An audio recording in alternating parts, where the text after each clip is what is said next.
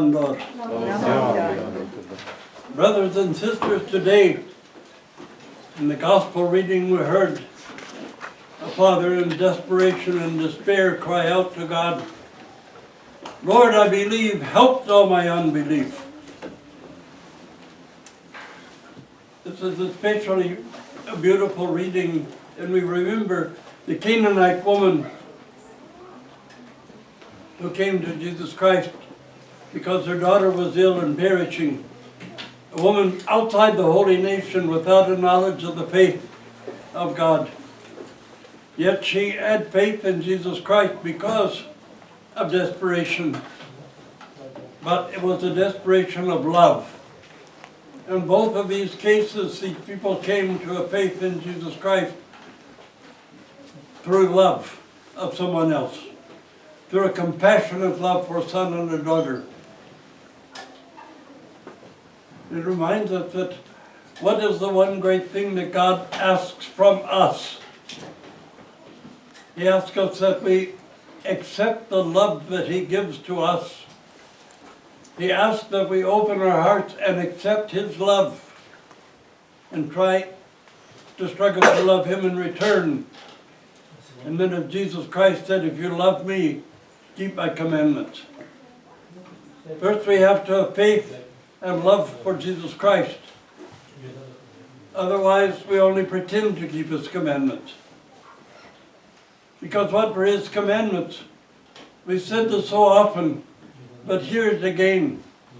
To have empathy for one another, to love one another as you love yourself.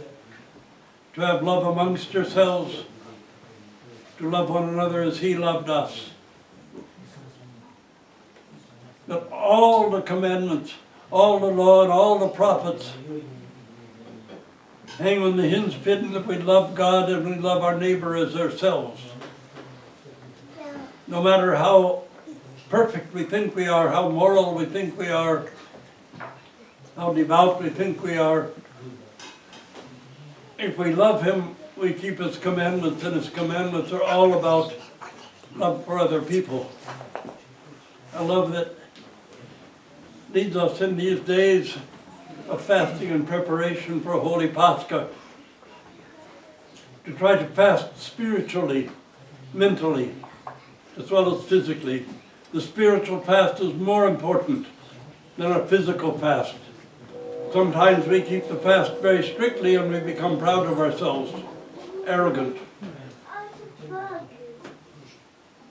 Fast from judgment, condemnation, malice, and hatred. Fast from prejudice. Fast from looking at someone and saying, oh, thank God I'm not like they are.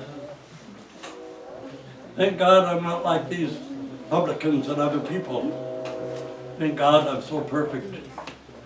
To fast from all of that, the presumption that we can judge or look down on another person.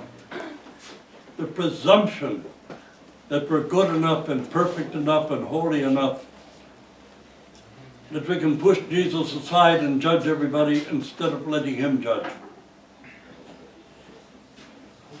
In these remaining days of the Great Fast, think most seriously of all about the spiritual part of the fast. You're not fasting so you can walk on water. You're not fasting so people will look up to you and say how holy you are. You're fasting so that you will not be so miserable and unpleasant to other people. So that you won't fall into this tragic, shameless sinfulness of judging and condemning others, of prejudice against others, of trying to saddle other people with some harsh and bitter law. True morality consists far more in how well we care for one another than in what kind of behavior we demand of others. In these remaining days of the fast, focus it most of all on the spiritual part of the fast, on fasting in our hearts, in our souls, in our minds. That's the pastoral pleasing unto God, as the prophet says. What is the pastoral pleasing unto God? That we lift the burden of the heavy yoke from the shoulders of others. That we raise up the fallen. That we set people free from whatever they're in bondage to, us usually. Nowhere does the prophet say, fast in order to be as miserable as you possibly can.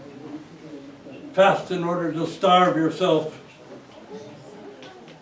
so that you feel more holy than you are. But the prophet says what? Let the forecast of the year be joy and gladness to Israel.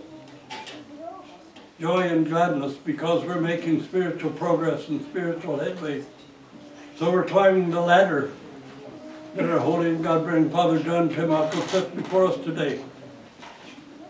We see the icon. We see demons pulling people off the ladder of this life, the ladder of the spiritual ascent in this life.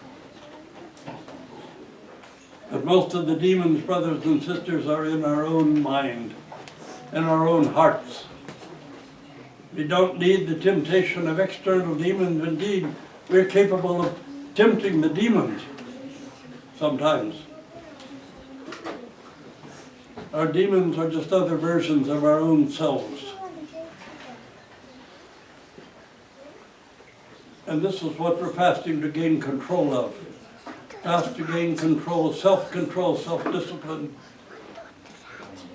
Not to flog yourself or beat yourself, but to be in control of your heart, to be in control of your mind, to be in control of your emotions. So we can come before our Lord Jesus Christ on great and holy Pascha, having striven at least to purge ourselves of the darkness that sometimes passes for religion. Sometimes religion can be an addiction. Sometimes it can be an obsession. We say we believe and cry out to the Lord, help thou my unbelief. Purge me of religion and make me a child of faith.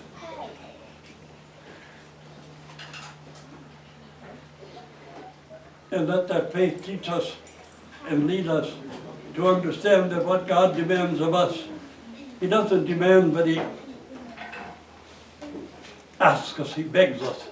He seeks us to open our hearts and receive His love. That's the great challenge, our great spiritual challenge, our great challenge in our struggle. To be true Christians are ones who receive God's love freely and gladly and strive above all to love Him in return. And to hear Christ saying, if you love me, keep my commandments. And what are His commandments? Read carefully.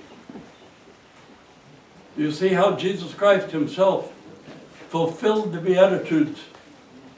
He didn't simply teach them, He fulfilled them in our sight.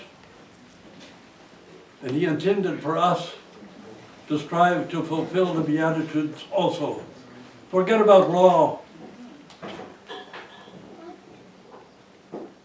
Love is greater than law. Seek to fulfill the commandments of Jesus Christ. And don't forget that the Beatitudes are among those laws of love that we're called to strive toward. Amen.